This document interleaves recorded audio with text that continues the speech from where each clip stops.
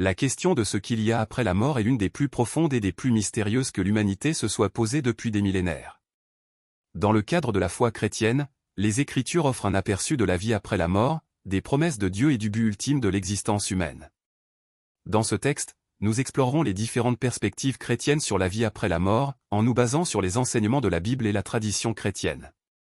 N'oubliez pas de vous abonner et d'activer la cloche de notification pour ne rien rater de mes prochaines vidéos. Merci pour votre soutien, et à très bientôt. 1. La nature de l'homme. Pour comprendre ce qu'il y a après la mort, il est essentiel de considérer la nature de l'homme selon la Bible. Dans la tradition chrétienne, l'homme est composé de deux éléments principaux, le corps et l'âme. Le corps est la partie physique de l'être humain, tandis que l'âme est l'aspect spirituel, immortel et éternel. 1. Création de l'homme.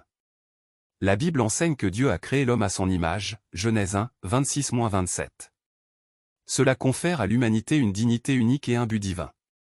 La création de l'homme avec une âme immortelle signifie que notre existence ne se limite pas à la vie terrestre, mais qu'elle s'étend au-delà de la mort physique. 2. La mort dans la Bible. La mort est souvent décrite dans la Bible non pas comme une fin, mais comme une transition. Dans l'Écriture, la mort est le résultat du péché, Romains 6h23, mais elle n'est pas la dernière parole de Dieu sur la condition humaine. Jésus lui-même parle de la mort comme d'un sommeil, Jean 11, 11-14, soulignant que ceux qui meurent en Christ continueront à vivre. 2. La mort de Jésus. La mort et la résurrection de Jésus sont au cœur de la foi chrétienne. Par sa mort, Jésus a vaincu le péché et la mort, offrant ainsi aux croyants la promesse de la vie éternelle. Jean 3h16 proclame, « Car Dieu a tant aimé le monde qu'il a donné son Fils unique, afin que quiconque croit en lui ne périsse point, mais ait la vie éternelle. » 3. Les enseignements de Jésus sur la vie après la mort. Jésus a enseigné clairement sur la vie après la mort à plusieurs reprises dans les évangiles. Ces enseignements révèlent une compréhension profonde de ce qui nous attend après notre passage sur terre. 3. Le paradis et l'enfer. Dans Luc 16, 19-31, Jésus raconte la parabole de Lazare et du riche. Dans cette histoire, Lazare est porté par les anges dans le sein d'Abraham, un lieu de réconfort, tandis que le riche souffre dans la douleur. Cette parabole illustre l'idée que, après la mort, les âmes sont confrontées à leur destin éternel, soit dans la communion avec Dieu, soit dans la séparation. 3.2 La promesse de la vie éternelle. Dans Jean 14, 1-3, Jésus dit à ses disciples, « Que votre cœur ne se trouble point. Croyez en Dieu, et croyez en moi. Dans la maison de mon Père, il y a plusieurs demeures, si cela n'était pas, je vous l'aurais dit. Je vais vous préparer une place. » Cette promesse souligne l'espoir d'une existence éternelle avec Dieu. 4. Le jugement après la mort. La Bible enseigne qu'après la mort, chaque personne sera jugée.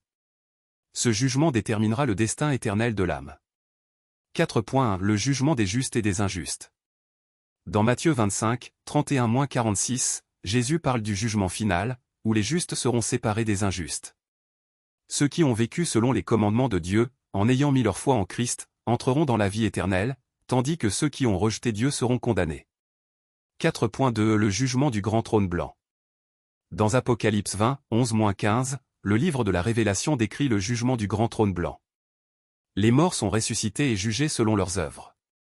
Ceux dont les noms ne sont pas inscrits dans le livre de la vie sont jetés dans les temps de feu, symbolisant la séparation éternelle avec Dieu. 5. La vie éternelle. La promesse de la vie éternelle est un thème central dans le christianisme.